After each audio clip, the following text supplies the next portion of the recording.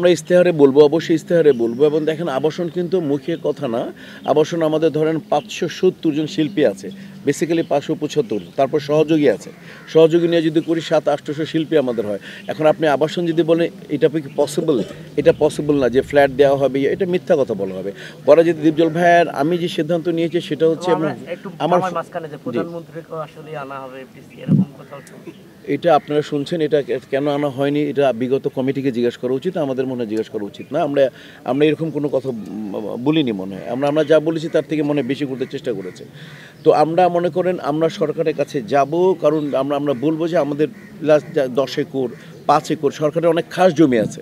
এর জন্য ভূমি মন্ত্রণালয়ে যাব এবং আমরা চেষ্টা করব যদি আমাদেরকে বাছাই করা হোক, এটার জন্য আমরা প্রাণপণ চেষ্টা করব। এবং ওইখানে যাতে জাস্ট 2 রুম একটা একটা কিচেন, একটা টয়লেট করে দিল, এটা আমরা চেষ্টা করব। এটা আমরা সরকারের কাছ থেকে ভূমিটা নিয়ে দেন কিভাবে করা যাবে, স্বল্প মূল্যে করা যাবে, দেন কিস্তিতেই মানুষ টাকা দিল, এরকম আমাদের প্রয়াস আছে। কিন্তু এটা আমাদের প্রয়াস, এটা আমাদের ইচ্ছা, মনের গভীরে কঠিন ইচ্ছা যে খাস জমি সরকারের অনেক আছে, তারা শিল্পী সমিতিকে 500-600 লোককে দিলে প্রবলেমটা কী?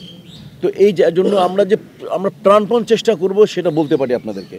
কাজে এটা ইশতেহারের একটা অংশ, যেহেতু আজকে আমরা অফিসিয়াল ইশতেহার দিই নাই সেই জায়গা থেকে, কাজে এটা অফিসিয়ালি নেবেন না। বাট এটা আমাদের এরকম আরও আমাদের অনেক চিন্তা আছে, সেটা আমরা যদি ইশতেহার দিই তাহলে আপনারা শুনবেন, আর যদি ইশতেহার না দিই মুখে আমরা যেদিন অভিষেক করবো সেদিন আপনারা শুনে যাবেন।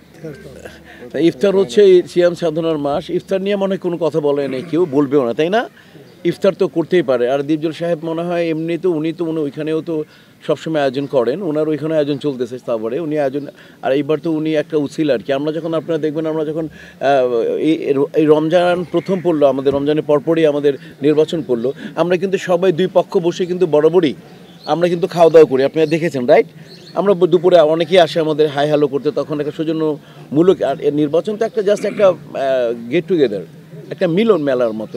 এটা ওনারা করতেন, আমরা করতাম, যখনই আমরা করেছি 2 পক্ষ এটা করেছেন। আমি কখনো ওই পক্ষে গিয়ে খেয়েছি, ওই পক্ষের লোক এখানে এসছে, তারাও করতে পারে ইফতার, তারা করতে পারে না কেন? আমরা কি কেউ বারণ করেছি? কাজ হচ্ছে আমরা কাউকে, আমি বারবার আমাদের প্যানেলে কেউ বদনাম করেছে? যারা আমাদের মোটামুটি আপনারা গেস করতে পারছেন যে এটা দাঁড়াবে, উনি দাঁড়াবে, দীপজল ভাই কারো বদনাম করেছে? একটু বলতে হয়, বলেছে? আমি বলেছি কারোর কথা? এখানে আমার ডান পাশে নানাশা বলেছে, আমার এখানে আলেকজান্ডার বউ বলেছে কারো বদনাম? এখানে আমার ধরেন এইগুলো আমার ক্যান্ডিডেট সুব্রত দাদা বলেছে, এই কমল মামা বলেছে, আমার এই জ্যাকি ভাই বলেছেন। তা আমরা দাঁড়াবো। এখন আপনি এখানে 570 জন মানুষ আছে, এখন কে কি কোথায় আপনারা কাকে ফোন ধরছেন, কাকে আপনারা কার ইন্টারভিউ নিচ্ছেন, এটা তো আমরা বলতে পারি না। আর এটা তো ওপেন আমাদের এখানে, আপনারা জানেন, সাংবাদিক ভাইরা সবাই অনেকে আসে। এটা আমরা মূলত শিল্পীদের জন্য, এবং আপনারা আসলে আমরাও বলছি মিলেমিশে খাবো আমরা। ইফতার এটা তো একটা জাস্ট ধর্মীয় অনুভূতির জায়গা থেকে এটা করা, এটা মূলত হলে সিয়াম সাধনার মাস। ইফতারির চেয়ে ভালো জিনিস কিন্তু আর কিছু হতে পারে না, এটা আমরা সবাই জানি। হ্যাঁ, আরে আমি সেটাই বলছি, আমাদেরটা সবাই জানেন। আপনারা যে আমরা যাই হবে ওটা আমরা ভাগ করে খাবো। 150-200 মানুষের অ্যারেঞ্জমেন্ট হয়, আমি বারবার বলি 400 করবো, আমরা ভাগ করে খাবো। তো ইনশাআল্লাহ মহান মানে তাবিয়াতে এটা খুব ভালোভাবে যাচ্ছে, যথেষ্ট সুনাম কুড়িয়েছে। এটা কখনো আমরা কারো বদনাম করিনি, এবং আমরা তো কাউকে বলিও না যে আপনারা করবেন না। আপনারা অবশ্যই করেন। শিল্পী সমিতি তো হচ্ছে নিয়ম অনুযায়ী, কিন্তু শিল্পী সমিতিতে এখন তো মানে শিল্পী সমিতি যখন চলে যায় কমিশনের কাছে, তখন সব কিছু খরচ উনি করবে। এখানেও তো একটা মনে হয় ইফতার হচ্ছে। তো আমরা তো এটা নিয়ে কথা বলিনি। হস্তান্তরে আচ্ছা, সম্পূর্ণ সংবিধান একেবারে যা বলা হয়েছে, সংবিধানে এরকম কোনো কথাই নেই যে, বা যারা আপনি কি বলেছে সংবিধানে এরকম কোনো কথাই নেই। শুধুমাত্র যেদিন তফসিল ঘোষণা করা হয়ে গেছে, 2 বছর হয়ে গেছে, তাদের মেয়াদকাল শেষ, তাদের কোনো কার্যক্রম সমস্ত কলাপস। যদি ডিজাস্টার হয়ে সরকারের মানে আমাদের কোনো ন্যাশনাল ডিজাস্টার হয়ে গেল, ভূমিকম্প হয়ে গেল, মানে আমাদের খরা দেখা দিল, বা আমাদের স্পেশাল চলচ্চিত্র কোনো মানে এরকম ইনসিডেন্ট আসলো, যে তখন তারা কোনো জরুরি মিটিং করে কোনো হেল্প করতে পারে। কেউ মারা গেল, কোনো বিরাট কোনো লোক মারা গেল, অসুস্থ হয়ে গেল, তখন সবাইকে নিয়ে জরুরি একটা মিটিং করতে পারে, জরুরি কোনো মিটিং হতে পারে। না হলে কোনোভাবে তারা সমিতি ইউজ করতে পারবে না, কারণ মেয়াদকাল শেষ। আমি আপনাদেরকে ছোট্ট একটা এক্সাম্পল দিই। আমাদেরকে কখনো দেখেছেন, আমরা তো ছিলাম অনেকবার, আমাদেরকে দেখেছেন মেয়াদের পর আমরা বসতে দেখেছেন আমাদেরকে? তাহলে এবং আরেকটা কি বললেন যে বিপক্ষ দল ঢুকতে পারবে না, এটা কেউ ঢুকতে পারবে না। এবং এখানে মনে হয় আমি এটা সম্পূর্ণ অনিয়ম, এবং এই অনিয়মকে দেখার পর আপনাদের মাধ্যমে আমি জেনেছি, এবং আমি প্রধান কমিশনার খসরু সাহেবকে ওয়াকিবহাল করেছি, এবং উনি কাগজ লিখে দিয়েছেন এখানে ব্যবহার করতে পারবে না। তাহলে তো তাকেও ভায়োলেট করা হলো যদি আপনি বলে দেন যে এখানে লেখা আছে, তো লিখে দিয়েছেন না প্রধান যিনি নির্বাচন কমিশন, উনি কিন্তু লিখে দিয়েছেন। তাহলে আপনি ওই নিয়মটা দেখালেন না কেন? আপনি বললেন না এটা তো নিয়মের ব্যথা। না, হস্তান্তরের নামই কোনো কিছু নাই আমাদের ইয়ের মধ্যে, ক্যাবিনেটে আপনার হস্তান্তরের কোনো প্রক্রিয়াই নাই, হস্তান্তর করার কোনো ব্যাপারই নাই। মানে সংবিধানে, আমি যদি সংবিধান এখন দেখতে চান আমি দিয়ে দেখাবো, ক্লিয়ার সম্পূর্ণভাবেই এটা অসাংবিধানিক, যে কোনোভাবে তারা মিটিং মিছিল কিছু ভিতরে করতে পারবে না। এটা আপনারা বুঝে নেন না। এমপি ইলেকশন 5 বছর যার মেয়াদকাল চলে গেছে, বা সিইসি বসার পরে আর ওই এমপিদের কোনো কাজ থাকে? উনি কি মন্ত্রী থাকেন? এটা ক্লিয়ার করি না। এটা শপথটাও একটা ফর্মালিটি, শপথের ব্যাপারটা শপথের নাই, এটাও একটা ফর্মালিটি। ডেফিনেটলি তোমরা কি মনে করো? দেখো এখানে লিখে দিয়েছেন যিনি প্রধান কমিশনার, বলেছেন এখানে কেউ বসবে না, রাইট? প্রধান কমিশনের কথাটাও তারা ভায়োলেট করেছে, দ্যাটস ফাইনাল। প্রধান কমিশন 3 দিন আগে লিখেছে নাকি ভাই? আপনি বললেন আমরা অবশ্যই লিখিত, আজকে যখন জানলাম আমরা অবশ্যই জানাবো। তো আপনাদের কালকেও করেছে, ওনারা কি পরশুদিনও বসেছিল?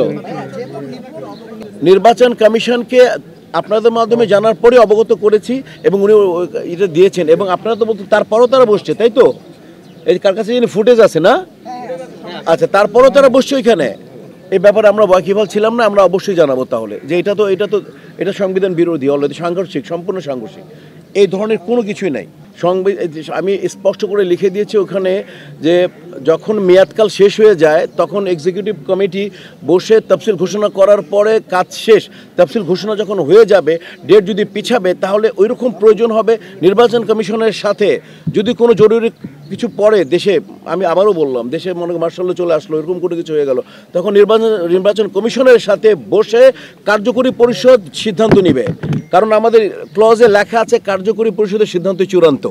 কার্যকরী পরিষদ তখন বলবে যে এরকম একটা প্রবলেম হয়ে গেল, তাহলে আমরা কি নির্বাচন কমিশনে বসে তাহলে কি ডেটটা পিছানো উচিত? সম্পূর্ণ অন্যায়ভাবে গায়ের জোর তো এলো আমাদের সাথে। গায়ের জোর বলে কোনো শব্দ আছে নাকি? এটা তো আপনারা কি দেখেছেন? আচ্ছা, ওখানে কি লেখা আছে? ওখানে কি প্রধান যিনি কমিশন তিনি লিখেছেন যে বসতে পারবে না, লিখেছেন?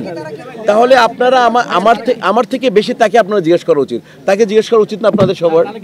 না, এটা তো ক্ষমতাই না। আমি তো ক্ষমতাই বলবো না, অপব্যবহার তো পরে, এটা অন্যায় হচ্ছে এটা। তাহলে আপনি অবশ্যই নির্বাচন কমিশনকে জিজ্ঞেস করেন, এবং আপনাদের কাগজের ছবি তুলে তাকে জিজ্ঞেস করেন। কারণ আমি ওই চিঠিটাও আমি দিয়েছিলাম যে মাননীয় কমিশনার, আপনি তো ইসি কমিটি ছাড়া, এবং ইসি কমিটির যে প্রধান যিনি শিল্প সমিতির প্রধানের সাইন ছাড়া তো কখনো ডেট চেঞ্জ হতে পারে না। আপনি কিভাবে এটা হলো? এটা তো সংবিধান। আমি চিঠিটা আপনাদের কাছে আছে, আমি চিঠিটা দিয়েছিলাম। জয় আসলে চিঠিটা তো আমি চিঠিটা দিয়েছিলাম, যেটার জন্য তারা নিয়েছেন, আমার জন্য না। আমি বললাম যেটা আপনারা এটা করতে পারেন না, এটা তো আমাদের শিডিউল ঘাপলা হবে, প্রযোজক ক্ষতি হবে, ডিরেক্টর ক্ষতি হবে। কিন্তু মূল বিষয়টা হচ্ছে এটা তো এটা সাংবিধানিকভাবে এটা সম্পূর্ণ সাংঘর্ষিক, এটা হতেই পারে না। কারণ এটা লাগবে তখন ওইখানে আবার সৌদি ইলিয়াস খান সাইন লাগবে। উনি জানেন না বিষয়টা, উনিও জানেন না যে ডেট চেঞ্জ হয়েছে।